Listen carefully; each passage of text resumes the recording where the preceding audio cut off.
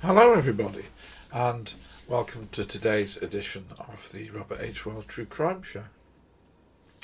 I normally begin with a content warning, which is this is a true crime show, so there will be discussions of things such as murder and assault and abuse that you may not be comfortable with. But this episode, hello Foxy, nice to see you. We've got two stories lined up where you should be alright, you shouldn't really need to worry about the warning. There is no violence. There is peril, but as you'll see, there's nothing really bad. But I want to begin this episode. I'm not going to tell you what we're going to be doing first. I'm going to posit you a question. So, you're going about your day, just your normal day. Maybe you're at work, maybe you're out at the gym or something, and you get a phone call. On your phone, it says it is from one of your loved ones, maybe a child or a sibling, or even a parent. And you answer the phone, and they're crying and screaming. And then a voice comes on and says, "I've got them." It's a male voice, you don't know who they are, but you recognise the crying and the screaming. You know it's them. And this voice says, "If you do not do what I tell you immediately, if you do not pay me a huge sum of money immediately, I'm going to kill them." You can't call the police, you're on your phone. The voice says, if you cut this call off, they're dead. What would you do? Now tell me in chat, and if you're watching on YouTube, tell me in the comments before we go any further, what would you do?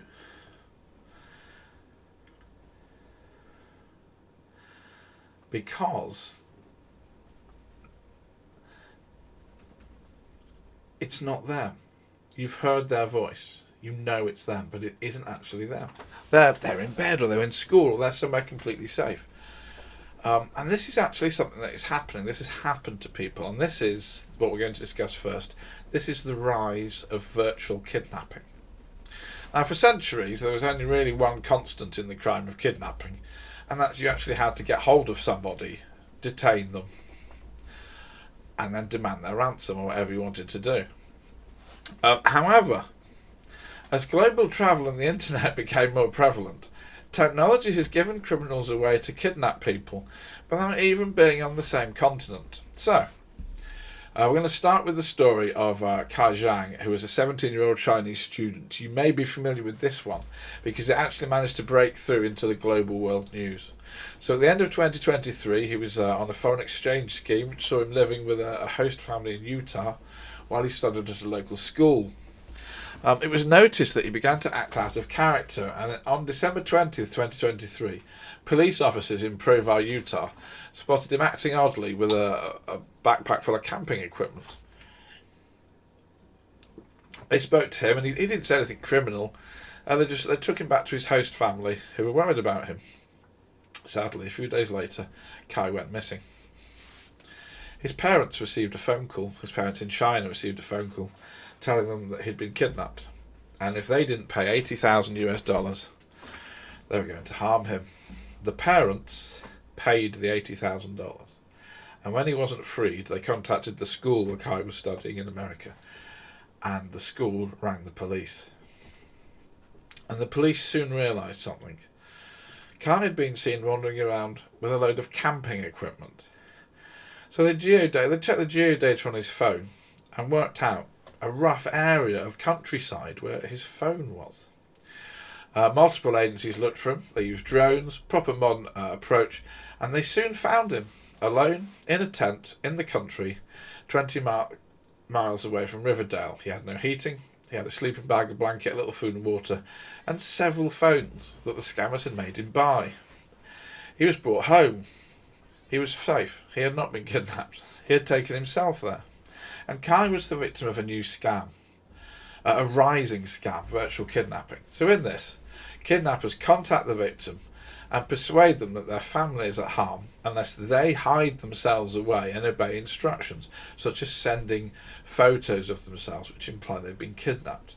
At the same time, the kidnappers contact the family, tell them their relatives are in prison and demand the ransom. At no point does anyone come into any physical contact with anybody. At no point can anybody not just walk away. As you might expect, exchange students and people in different countries are the most likely targets. Kai had been targeting him a month before he went missing, with the scammers aiming to get money out of him. So they threatened to harm his family unless he sent them money. Kai fell for it, contacted his family to ask for more money, but they refused. They said, "You've got plenty of money." But the scammers did not stop. They realised that they'd got Kai fooled. So they gave him the orders: hide, send us photos and videos which we'll send on to your family. At the time of writing this, the kidnappers have not been caught, and they're $80,000 richer. Kai is now safe. He was always safe. So were the family. Nobody was anywhere near them. So law enforcement have been aware of virtual kidnapping for decades. The opportunities that modern technology is giving us and criminals is rapidly evolving. We're going to start back in time in a minute to the origins of this, and then we're going to get to a point where we look forward. And forward is something out of Black Mirror or some sort of extreme sci-fi novel. This gets escalated very quickly. So, the FBI's history of virtual kidnapping says it originated with inmates in a Mexican prison who would smuggle phones in and then ring potential victims in the other people from Mexico who had gone to southern US states. But this began to escalate. Virtual kidnappers, well, you're sat in prison, you've got nothing to do, you've got a mobile phone. They were calling hundreds of numbers blind in the hope that somebody would fall for it. They would have pre-recorded sounds such as a generic, not this is going to sound really offensive, but a generic woman's scream, and then go, "Oh, I'm a kidnapper." Usually, the victims knew this was a scam, if not because the generic scream wasn't really realistic. Sometimes because the person they claimed to have kidnapped was sat next to them on the sofa. But if you throw enough calls out, if you call hundreds of people every day, you will make enough money in ransoms. And this is a highly time-sensitive crime. They've got you on the phone. You can't ring your loved ones. You can't go and check where they are. They need the money immediately. The longer it goes on, the more it falls apart. Kai's manipulators escalated this, of course. If you find somebody far enough away, you really can't check very easily. And Chinese students in North America, Australia, Japan and the UK have all been targeted. It's unclear if this is one global gang or just lots of smaller teams, but Chinese students have been targeted across the world.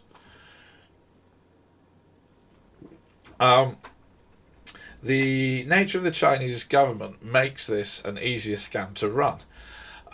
Many of the scams come from people pretending to be Chinese police, saying you are in trouble or your family are in trouble, which is a much more terrifying concept in China than it is in Britain, where I am. And this is so severe that the Chinese embassy has issued a call to all of its citizens abroad to take awareness and stay vigilant. Most of the time, the scammers simply get people to go to a hotel. Kai, hiding in the mountains, is an outlier. But, you know. However, this is evolving. Where scammers used to cold call hundreds of phone numbers, modern scammers can just browse Facebook and social media. Not only can they find people whose children are, say their children, "Oh, my children's on a school trip." I know your children's on a school trip because it's on Facebook. You can target them. They can also build up names and details. You're no longer going in blind. You can have information to start fooling people. Also, in this day and age, you can spoof phone numbers. You can SIM jack. You can get someone's phone to ring, and it looks like the call is coming from the number you've already saved for them. It's no longer cold calling. You think your child is ringing you. So in May 2022, a victim in Houston received a call from his mother's number demanding $900 or they would hurt his mother because they'd just taken her phone. He sent the money. Turned out his mother was in bed asleep, her phone was next to her, and there was nobody anywhere near her. The Federal Trade Commission in the US did a fraud report that said in 2022 alone, losses in the US to virtual kidnapping were $2.6 billion. Virtual kidnapping has exploded in Australia as well. Again, this is close to China. There's lots of people from Asia working and holidaying and studying in Australia. In 2019, 1,200 cases were reported. Yeah, Foxy, this is a lot of money already, and it's going to get more, with over $2 million in ransom being sent. In these cases, the victims had to create and send photos and details about how they were kidnapped, all staged by themselves. One Chinese father sent $2 million Australian dollars when he received a photo of his daughter gagged, bound and in torn clothing.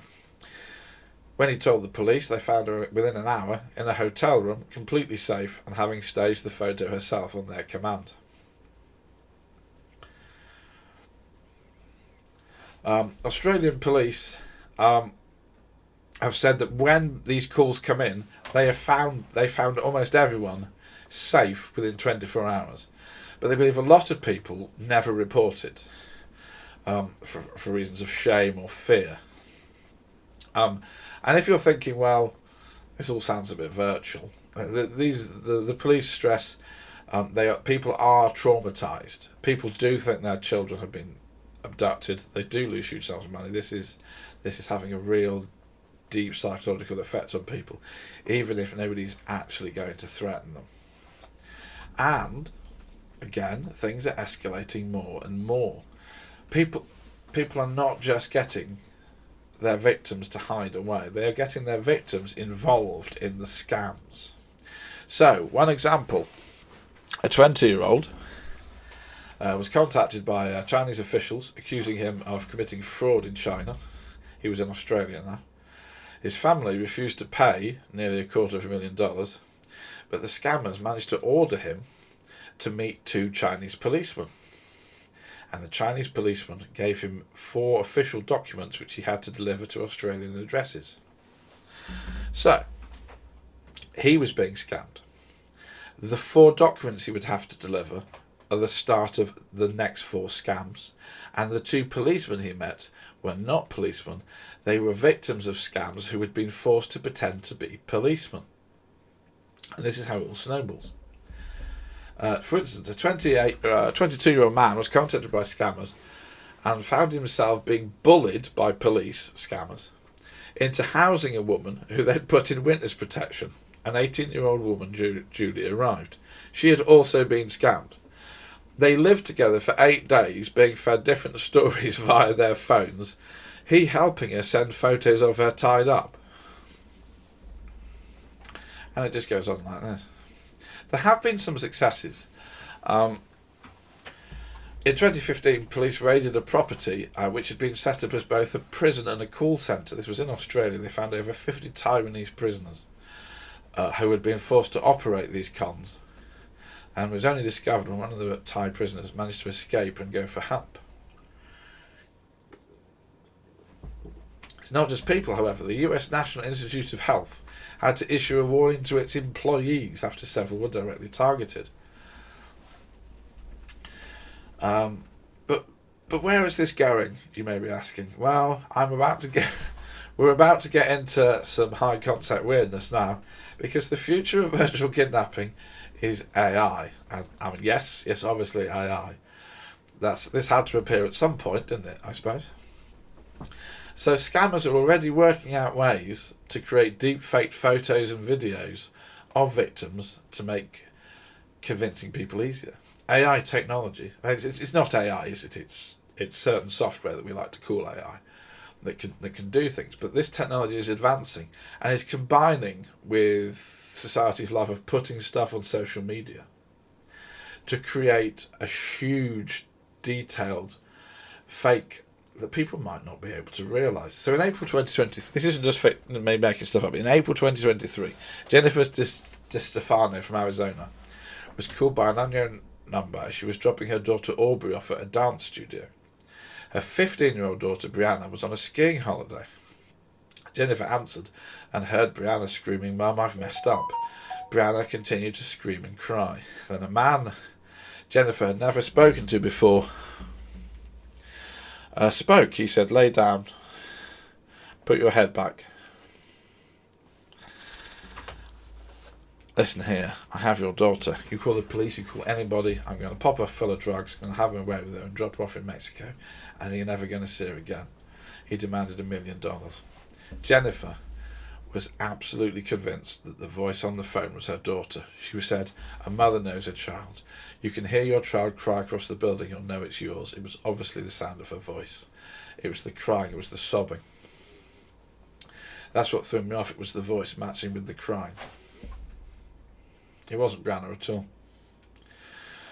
It wasn't even a Branner who had been conned into making some sort of recording.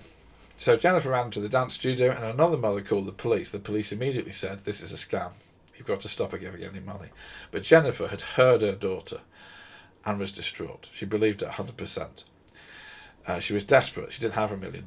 A back and forth ensued and Jennifer agreed to pay $50,000. The scammer said they'd pick her up in a van, put a bag over her head and drive her off. If she played up, both were dead. However, one of the other adults at the dance studio had taken Aubrey, the daughter's phone, and on that phone was her husband's number. They rang the husband. He was able to ring Brianna. He was safe in bed and had absolutely no idea this was going on. They were able to close the call. So what had happened? The con men had been able to use snippets of online audio they had found on their social media to deep fake the voice of her in trouble. The amount of audio needed to create a convincing fake is actually dropping all the time. With the right software and the right sample, you need only a few seconds of someone talking to create this sort of scam.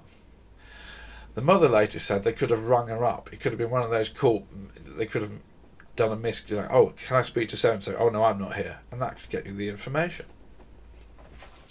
So if this sounds a bit weird and time intensive, AI speeds all this up.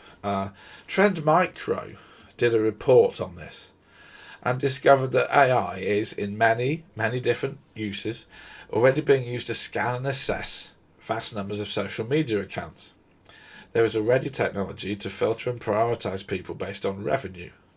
And this software can be easily adapted to see how much people have, the likelihood of them falling for it, the likelihood of them paying out. You can easily and very quickly search tens of thousands of profiles and create a risk-based scoring system. So they feel that shortly this is what's going to happen in the future. With a large enough research investment, malicious actors, and this is a quote, can even create audio files of ChatGPT text using a text-to-speech app or software. In doing so, both the attacker and the victim can be fully virtual. So what does this basically mean? Basically, people will be able to deepfake voices and have actual live conversations, pulling up the answers from the internet and then vocalising them. And they will be able to do this hundreds of times in quick succession, all automatically, until a human is needed to process any payment, if indeed they are. So the Chinese government has become so worried about virtual kidnapping, but they've gone in a different direction. While Trend Micro and the American sources fear this will become AI based, China fears that they may start actually having a physical element to this. They are worried that they may start walking people into an old-fashioned hostage situation. For instance, fraudsters may ask students to go to a third area or a third country. They may end up at the base with the criminals, and then they may lose their personal freedom. So, all this is a bit me being a bit scary, but the FBI have released advice. Do you remember at the beginning when I said, what would you do? Well, the FBI have told you what you can do, and I'm going to read this out verbatim, not just in case, but you never know. If you receive a phone call from someone demanding a ransom for an alleged kidnap victim, the following should be considered. In most cases, the best course of action is to hang up the phone. If you do engage the caller, don't say their name. Try and slow it down. Ask to speak to them. Ask, how do I know they're okay? Ask questions only the victim would know, such as the name of your pet. But again, Your pet is probably on the internet at this point. Your pet probably has a Facebook page.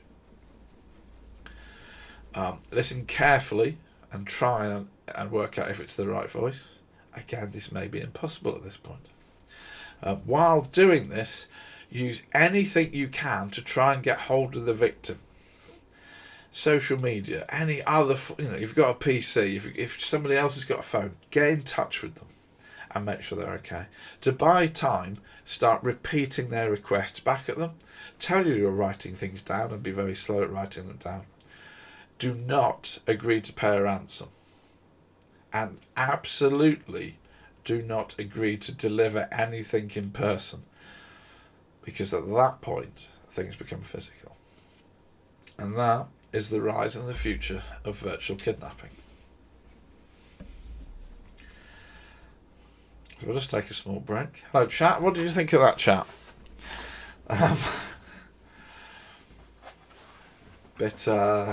Bit bizarre. Yeah, it's quite scary. Yeah. When I was researching this, all I had to start with was the first part of the chat that got into the woods,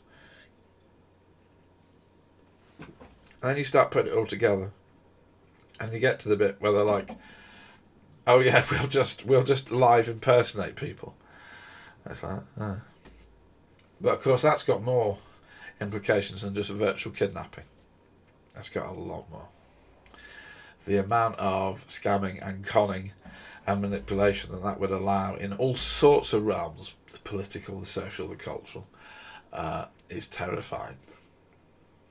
Yeah, Foxy, yeah. It does make you think about what you're putting on social media. And I think for a long time there has been the advice, just do not put everything about you on social media, because it opens you up to so much potential abuse. And that potential abuse is now escalating to the fact that people can clone your voice and make you say things. And presumably, the way things are going, it'll be video of you next. So yeah, be very careful what you put on social media. It reminds me that there is this joke where you go on a date with somebody and they'll be like, "Oh, you're lovely. What's your pet's name? Oh, what school did you go to?" And you realise you're giving all your credit card confirmation details away. Well, it's like that online, but we don't realise we're doing it. Hello, Steve. Welcome in. Steve, you've missed what can only be described as a dystopian nightmare. But we've got another great story coming up. We've got a really good one. This is one of my favourites. So the background to this is, if you're in Britain, there is a programme called 24 Hours in Police Custody. And the format of the show is very well established. It's a documentary series. You follow real police as they solve real crimes, filmed in real time.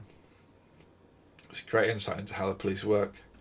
And it's actually filmed in Bedfordshire, which is where I live. Not to doctor myself, but the fact I'm watching my own police becomes very interesting in this. And on the evening of February 19th, 2018, we all sat down to watch the episode, having no idea that we were about to watch one of the most remarkable things that has ever been broadcast on UK TV, especially in the true crime sphere. Now, if you're in the UK, I'm going to be completely honest, if you're in the UK, this episode is still on on demand. So you may want to go and watch it before I spoil what happens, because there is an absolutely peak twist. Or you may want to listen to this and then go and watch it afterwards. What I'm going to do is a bit different to how I normally do these things. I have sat down and written my own narration for what happens, and then I do a follow-up. So I'm going to take you through everything that happens on this show, because a lot of our viewers in America or other places, I don't know how easy it is to watch 4OD. Presumably this is the point. Many YouTubers I watch would now put an advert for some sort of what's the word? I've gone completely blank. Where you VPN. Yeah, this is where most people put their advert for a VPN in. Anyway, if you've got one of those, you could probably get into Channel 4. But if you haven't, settle down and listen to this. The twist in this is amazing. But please bear in mind, I'm telling you this, I watched this live and I had no idea. It was staggering. This is my police doing this, so bear that in mind. I get more excited about this than you may do, but here we go. So, the episode begins. A man who is unnamed for privacy reasons, and you'll see why in a minute, comes into a Bedfordshire police station. He begins his interview by saying he looked up the name of a prostitute online and she told him she lived in a mobile home. He went, paid and received oral sex. Then he went home thinking that was it. However, that morning he'd come out of his house and found an envelope on the windscreen of his car that contained photos of him and a blackmail letter describing his visit to the prostitute. It demanded £1,000 or they would tell his friends and neighbours. It was signed just Justice, and the letter included the words, "You have made an error in judgment, a massive error in judgment. The next step is for you to decide. Do you really want the people closest to you to know about this? You made a bad decision, put your perversions above your family. You will pay £1,000 today." He went to the police. All they had was a typed letter and the named drop-off point. Now, in Britain, it isn't against the law to pay for sex, but it is against the law to blackmail somebody that's paid for sex. Now, the police don't pay ransom demands, but if a victim is willing to give them the money, they will place that money at the drop-off and put it under surveillance, hopefully catching whoever's doing this. So the victim very happily provided £1,000. The police put it at the location with the very detailed instructions followed in a plastic bag, in a plastic box. They did so and set up 2 teams of surveillance, one at the location and one using long-range equipment. They monitor. The deadline passes and nobody collects the money. Okay. The crime is moved to the Major Crimes Unit, which is ironically called the MCU, which makes it very difficult to discuss online because everybody thinks you're talking about a certain other MCU. Anyway, the MCU decide to leave the money there until night time and keep watching. And they've been brought in. You might be thinking, why is this a major crime? They don't do murders. Well, if somebody starts threatening somebody for £1,000, this tends to turn into a vast escalation. This tends to end up involving a lot more money or maybe even violence. Somebody's spying on somebody and threatening them. So, what do the police do? What have they got? At first, the police considered was the prostitute involved.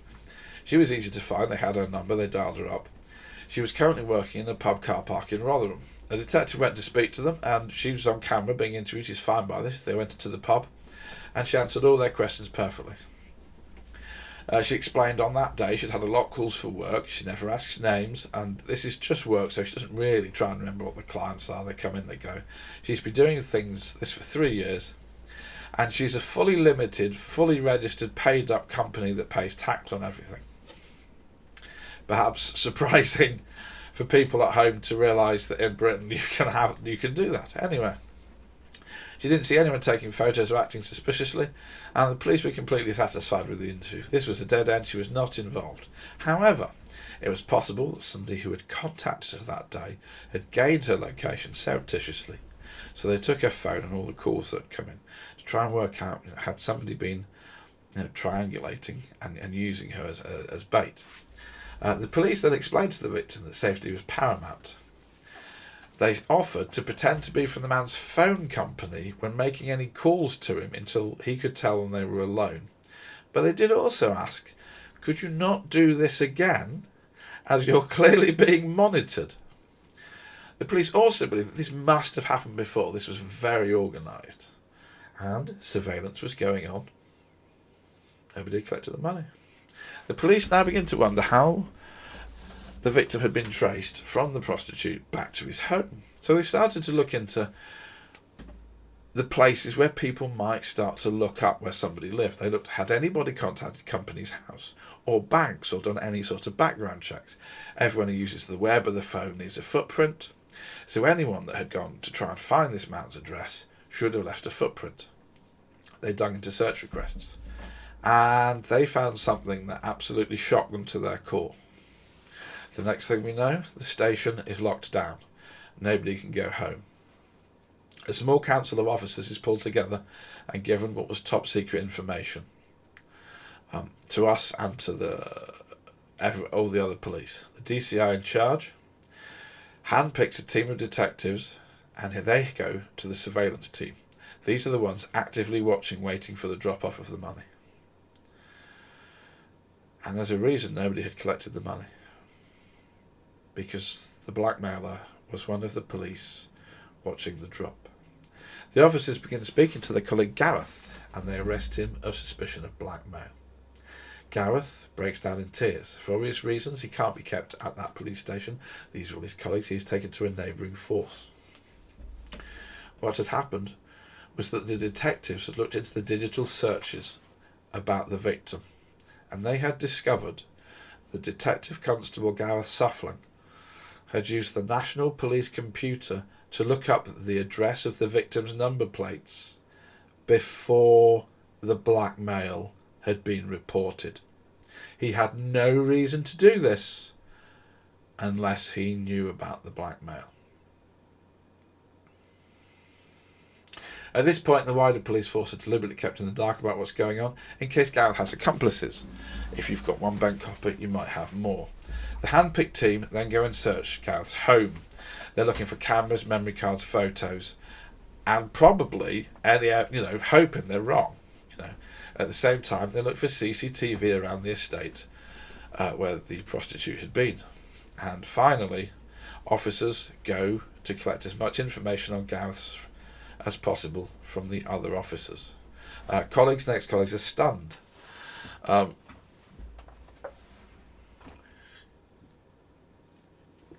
Gareth had recently received a commendation for his excellent work in the paedophile case. He's caring, compassionate and professional.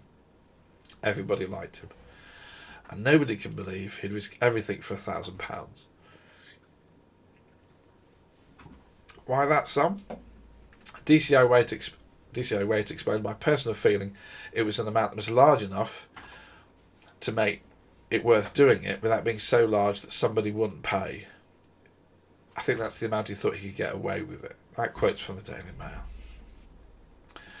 The search of Gareth's house finds in the bedroom pictures of the motorhome, pictures of the victim, pictures of his vehicle, and in the kitchen bin they found a torn up copy of the ransom note. They also find Gareth's plan to set himself up as a private detective and a loan on which he owes £1,500. Detectives on the CCTV catch sight of him near the motorhome. Gareth is allowed a phone call. He rings his wife and apologises for the embarrassment that's now going to happen. Gareth's interview was recorded and some of it is broadcast. He is distressed and simply answers no comment to everything. Pretty normal. He's given bail. And although they have enough information to charge him at this point, the detectives wish to take longer and get everything precise. So Gareth is suspended. So at this point they realise that in a previous series of this TV show, Gareth had been asking a blackmail suspect questions. So a week passes and we jump forward. The police get a letter from Gareth's lawyers. It is a written confession, which is an unusual thing to receive in an already unusual case. It says he acted alone and he did not do it for financial gain. He claims he decided to help a vulnerable prostitute through a drug rehabilitation program to help them. I mean, she didn't know. He hadn't told her he was doing this, if you want to believe this story. And the victim was just a random man who turned up. The police didn't believe this. For a start, you can't put one prostitute in a single week of drug rehab for £1,000. It isn't going to make any difference. And if you were going to do that, you'd probably tell them first. Instead, they began to research more into Gareth. His web searches include things like crime to make easy money.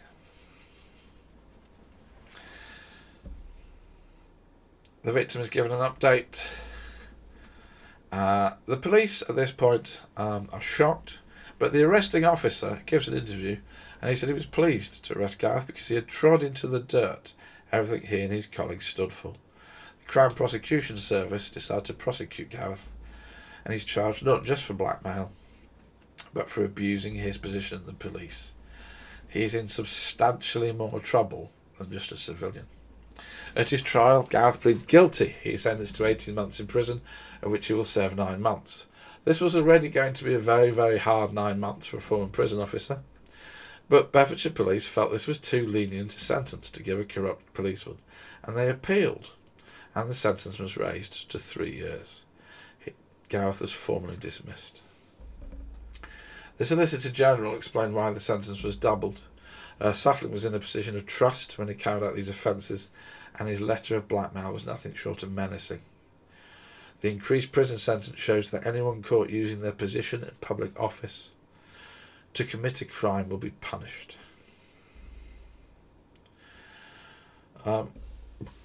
Chief Constable John Butcher explained to the press why this episode of the show had become not just entertainment but so incredibly important to everyone involved and to the viewers.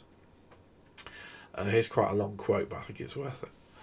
I just wanted to explain in light of the recent television programme 24 Hours in Police Custody, which showed a police officer who committed a criminal offence and how we dealt with that matter, why we allowed that programme to take place, and why we work with Garden Promotions that make 24 Hours in Police Custody. In simple terms, I'm passionate about transparency and policing around the legitimacy that we need to do the job, the support that we need in our communities, so that we can police those communities effectively. 24 Hours in Custody, in my view, is the best example of how a police force can show the communities that it polices how it does its job. I'll never shy away from doing the right thing.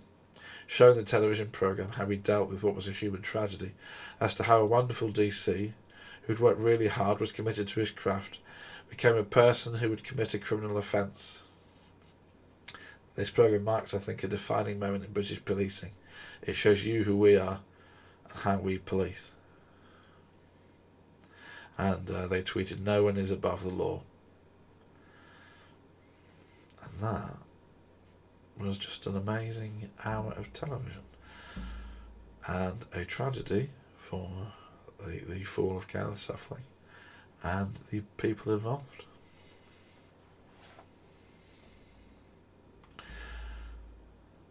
Okay.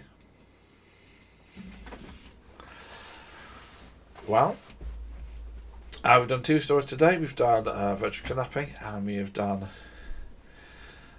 this twisty case. If you want to watch that is on 4 on demand. You can see this happening. If you want to see what Gareth looks like, I'm not really sure of the copyright of showing screenshots of this, so I haven't done that. But if you want to see Gareth's face as he gets arrested, I mean, if you're into that sort of thing, it's on the internet. Yeah, but I feel, if you're going to do a crime, don't leave a massive digital footprint which shows you're the only person that knows this. Not that you should do any crimes, but a lot of people get caught by preempting things. They got him immediately because he'd searched. He was the only person that could possibly have done this. And it was an open and shut trial. There was no doubt in the court case. There was no other reason. There's no possible reason he'd do that. Yeah, Foxy, yeah, you're right. Foxy's just said in the chat, you'd think, being a policeman, he would know that his search would be logged, and that when they came to look into this, they would find his search. And that's a very good point. You would. He does this for a living. That's what he missed. That's what he missed, and that's how he was called. Right. Well, I hope you enjoyed that. The plan is to be back Thursday night. We're going to do a night one. So if you're in America, this may be the time that's more suitable for you to catch me. I have a couple of things in mind. I would tell you, but I need to research the pronunciation. So I'm hoping to do one of the all-time classic unsolved murders, and it's in Central Europe, and I need to get the pronunciation right, because currently I've only ever read it in my head, and I need to. So I'm not going to pretend. But if you know your Central European crime, we're doing one of the classics. You will probably have heard of it, but I think I've dug up some interesting extra material on it. By which I mean I read what I seem to remember was about a 60-page report from a police training team, and you'll find out what I'm talking about probably Thursday night. Okay, everybody, thanks for this. Both these stories are in the new book that's coming out. These won't all be material from the books. We'll be doing other things. But it's material I've been working on recently, so it's fresh in my mind. So why not start with it? Why not? It's all good. I think these were two really good stories. And yeah. So take care, everybody. Thanks very much.